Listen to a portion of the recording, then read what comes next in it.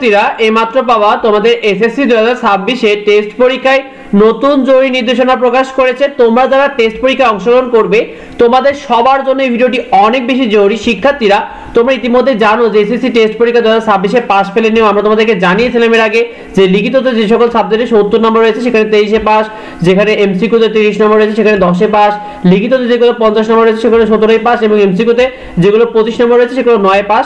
অর্থাৎ লিখিত এমসিকিউ তোমাদের কিন্তু আলাদাভাবে পাস করতে হবে টেস্ট পরীক্ষাতেও। শিক্ষার্থীরা তোমাদের এসএসসি টেস্ট পরীক্ষায় নতুন যে নির্দেশনা রয়েছে এসএসসি 2025 এর পাশের হার কম হওয়ায় তোমাদের এসএসসি 2026 এর টেস্ট পরীক্ষার রেজাল্ট দুইটা ধাপে কিন্তু অনুষ্ঠিত হবে। হ্যাঁ শিক্ষার্থীরা তোমাদের টেস্ট পরীক্ষার রেজাল্টটা কিন্তু দুইটা ধাপে অনুষ্ঠিত হবে। একটা হলো তোমরা যারা সব সাবজেক্টে পাস করবে তারা কিন্তু পাস করার পরে সাথে সাথে কিন্তু তারা এসএসসি ফর্ম ফিলআপের সুযোগ পাবে, আর যারা কোন সাবজেক্টে ফেল করবে তাদেরকে কিন্তু পুনরায় টেস্ট পরীক্ষায় আবার দিতে হবে। শিক্ষার্থীরা তোমাদের যারা এসএসসি এর টেস্ট পরীক্ষায় যে কয়টা সাবজেক্টে তুমি ফেল করবে তো তাকে কিন্তু পুনরায় ওই সাবজেক্টগুলোতে আবার টেস্ট পরীক্ষা দিয়ে তারপর কিন্তু পাস করতে হবে। তো তোমাদের টেস্ট পরীক্ষা কিন্তু দুইবার হবে।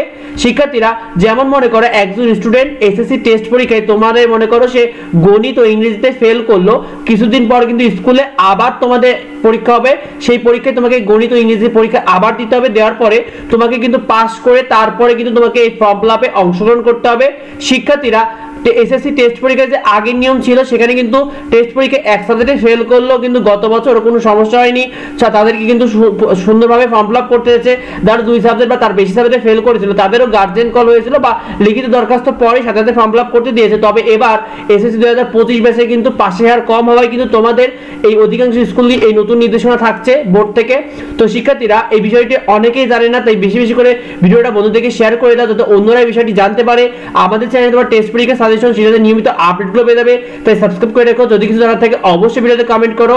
দেখা হয় পরবর্তী ভিডিওতে। ধন্যবাদ সবাইকে।